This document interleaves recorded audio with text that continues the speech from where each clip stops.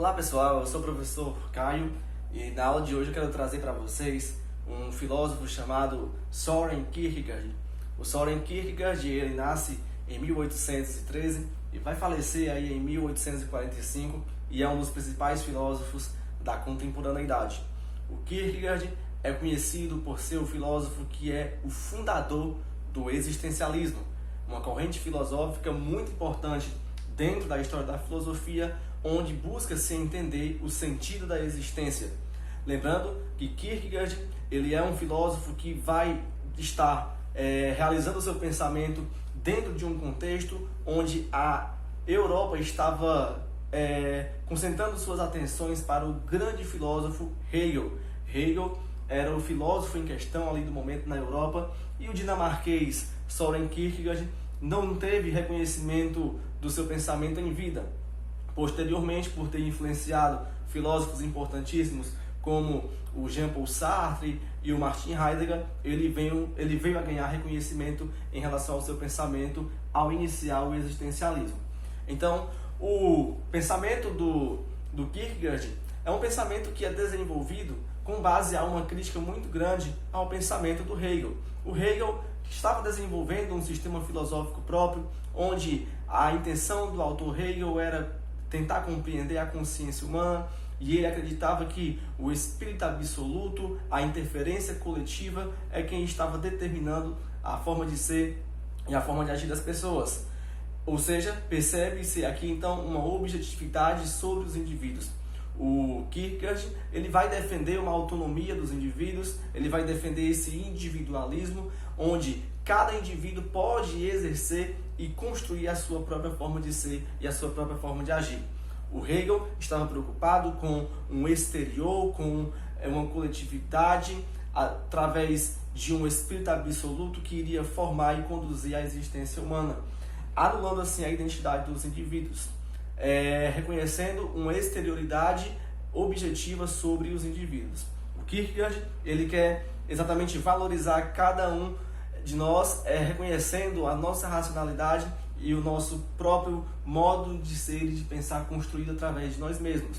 Dessa forma, a intenção do Kierkegaard é mostrar que a ética, por exemplo, a razão, a religião tem a sua construção de acordo com a própria escolha dos indivíduos.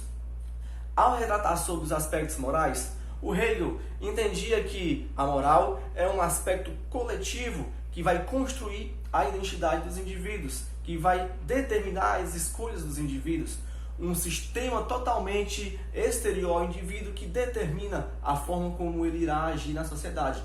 O Kierkegaard vai defender que os indivíduos eles têm a possibilidade de escolha, e essa escolha ela não sofre nenhum tipo de interferência coletiva, ela é própria de cada indivíduo.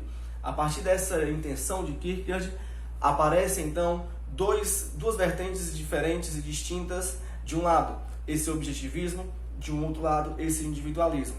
O que Kierkegaard quer trazer é uma possibilidade de escolha individual, onde as pessoas, o indivíduo, eles são responsáveis por cada escolha suas. E nasce aqui então agora um novo conceito, uma nova coisa muito importante que você pode perceber junto com Kierkegaard. Se eu sou responsável pelas minhas próprias escolhas, sou responsável por definir o sentido da minha existência, eu tenho a responsabilidade de dar a mim mesmo o sentido dessa existência. Quando eu tenho a responsabilidade de preencher a minha existência, segundo Kierkegaard, vai nascer um sentimento de angústia, vai nascer um sentimento vazio dentro dos indivíduos, pois eles irão procurar as várias formas, os vários mecanismos de preencher esse vazio. Essa existência precisa ser preenchida e é responsabilidade de cada indivíduo preencher esse vazio. Então, esse momento de angústia em que os humanos, eles têm, segundo Kierkegaard, eles nascem quando, dentro da sua subjetividade, dentro da sua particularidade, cada indivíduo irá buscar preencher a sua própria existência, o seu próprio sentido de vida. Então perceba que Kierkegaard está dizendo que a angústia é algo natural e está presente na vida dos seres humanos. Desta forma, o Kierkegaard quer trazer formas de vida para mostrar como que se é possível solucionar esses problemas de angústia, esses problemas existencialistas. O Kierkegaard irá falar sobre 3 modos de vida, sobre 3 realidades. O modo de vida estético, o modo de vida ético e o modo de vida religioso, no qual, nesse modo de vida estético, esse indivíduo ele está preocupado com as paixões, ele está preocupado com os seus desejos carnais, com os seus impulsos, com as suas emoções, com as suas paixões. É esse indivíduo que acredita que a sua vida ganha sentido nas drogas, no ato sexual, nas bebidas, enfim. Esse modo de vida estético é um modo de vida onde os indivíduos preenchem o seu vazio existencialista com as coisas banais do dia a dia ou com as coisas que estão prendendo sempre o homem a uma dependência. Esse modo de vida ético é o modo de vida onde esse homem ele está mais preso para os aspectos coletivos, para os aspectos de solidariedade, de bondade, do que é certo, do que é errado, do que pode e do que não pode ser feito. Então, essa vida também é uma vida voltada para a limitação do homem em si, para a limitação das vontades, mas uma limitação também no sentido ontológico de sua existência. Então, esse modo de vida ético também não se apresenta como uma ferramenta de solucionar as angústias que são naturais da existência humana, segundo Kierkegaard.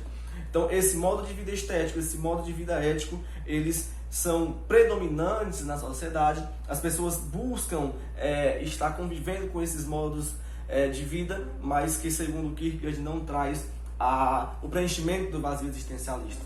Assim, Kierkegaard irá dizer que o único modo, a única forma de se preencher esse vazio existencialista é com esse modo de vida religioso, onde através da fé, através da crença em Deus, através da sua devoção, da sua vida dedicada a Deus, é que se vai alcançar aí um preenchimento dessas angústias presentes na vida humana. Perceba que Kierkegaard ele defende essa religiosidade, esse divino como ferramenta de preencher o vazio da existência, porque Kierkegaard ele estudou durante 10 anos teologia e ele era um pastor que buscava sempre estar próximo de Deus. Então, por isso que ele desenvolve esse pensamento defendendo que a fé é a forma que é possível fazer com que esse homem fuja dos seus problemas existencialistas. Então, aqui também é muito importante falarmos de um conceito que se propaga a respeito de Kierkegaard. Denomina-se a Kierkegaard ser um filósofo existencialista cristão, exatamente pelo fato de que ele acredita que seja na fé que se vá se preencher esse vazio existencialista.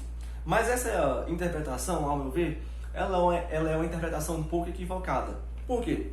O Kierkegaard, muito embora tivesse tentado ser pastor e defendesse que a fé era um aspecto de se encontrar o sentido da existência, mas Kierkegaard não defende que a divindade de Deus, que a religião é a única forma de se encontrar esse vazio existencialista. Muito pelo contrário, essa fé que é usada como ferramenta é uma fé que é individual, ela nasce em cada indivíduo e pode que alguns tenham mais ou menos, ou aqueles que até não têm a fé. Essa fé que nasce no ser humano, segundo Kierkegaard, ela nasce da própria vontade do indivíduo.